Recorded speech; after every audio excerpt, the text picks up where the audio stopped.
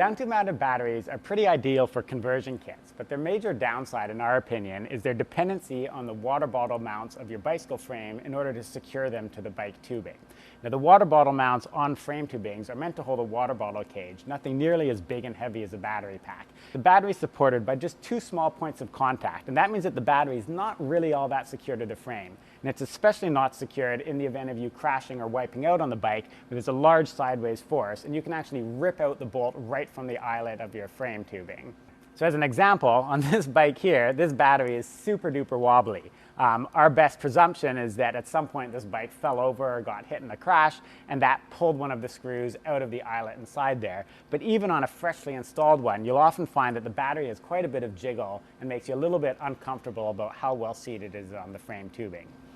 Another downside of relying on the water bottle mounts is you have very limited options in the positioning of the battery pack. So a lot of these base plates have a bit of a slotted cavity in the enclosure, giving you maybe an inch of up and down freedom, but that's often not enough in order to get the bottom of the battery to clear the seat tube, or in the converse case, sometimes the top of the battery from hitting against the frame tubing. So we've solved both these problems here at Grin Technology with our double bob and triple bob battery anchors. Now, these are CNC machined aluminum anchor plates that allow you to securely and permanently attach a battery to the frame tubing of your bicycle, either reusing the existing eyelet bolts that are there, or if you don't have eyelets or they're really not in the right place, using hose clamps to give you an extra solid attachment to a piece of round frame tubing. So these 2 model options here accommodate every single downtube battery model that we've dealt with so far. The double bob is meant specifically for the larger Halong 03 battery enclosures, as it only has 2 mounting points for the bottle eyelet on the